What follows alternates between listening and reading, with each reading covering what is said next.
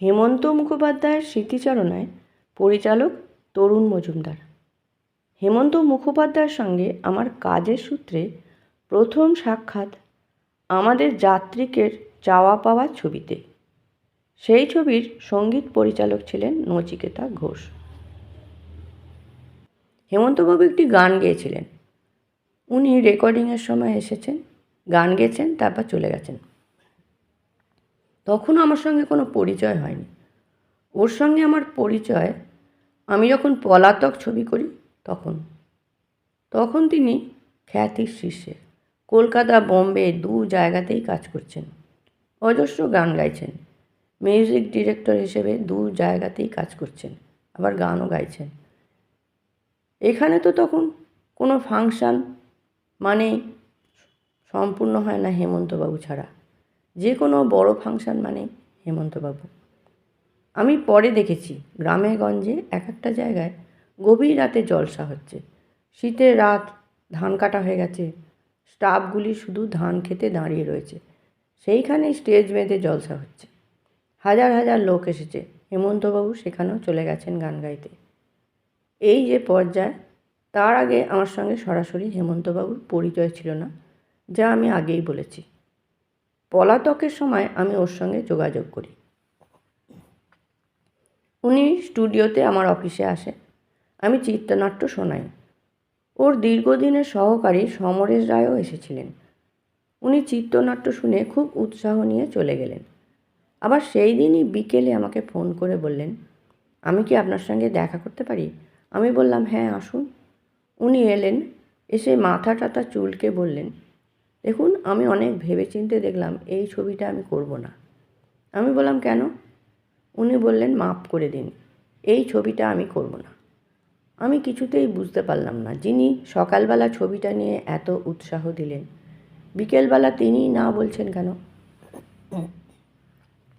একজন আর্টিস্টের সততা হচ্ছে এই যে তিনি বললেন, এই ছবিটার বেশিরভাগ গানই তো ফোক বেসড, আমি আবার ফোকে একটু মাটো আছি, তাই আমি এই ছবিটা করব না। প্রফেশনাল ওয়ার্ল্ডে এই কথা কেউ বলে না, খুব জেনুইন লোক না হলে। এইখানেই শুরু। এরপর 25 বছরে 25টা ছবিতে কাজ করেছি, সুখ দুঃখের সাথী হয়ে। পলাতকের প্রযোজক ছিলেন ভি শান্তারাম। তিনি আমাকে প্রচুর স্বাধীনতা দিতেন। যা বলেছি তাতেই বলেছেন, ইউ গো অ্যাহেড। এমনকি পঙ্কজ বলে একটি ছেলেকে, যে গঙ্গায় গান গেয়েছিল, তাকে নিয়েও পলাতকে গান গাইয়েছি।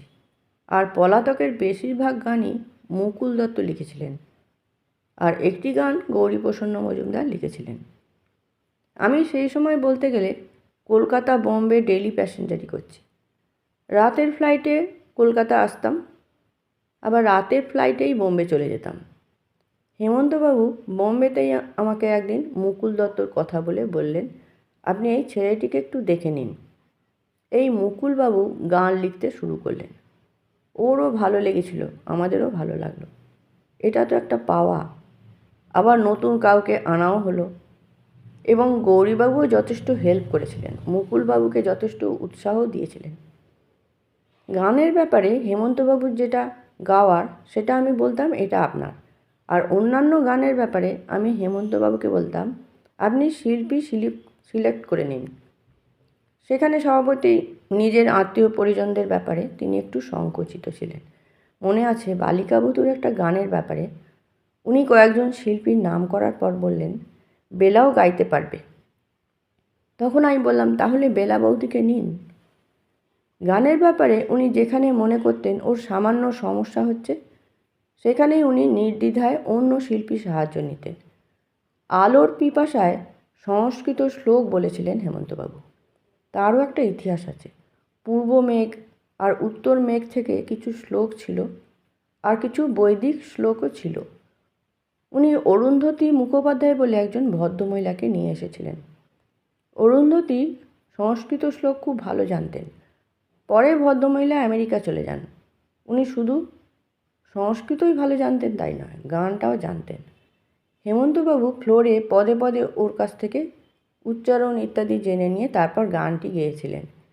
একইভাবে তিনি নির্মলেন্দু চৌধুরী আর রামকুমার চট্টোপাধ্যায়ের কাছ থেকেও গানের উচ্চারণের ব্যাপারে সাহায্য নিয়েছিলেন।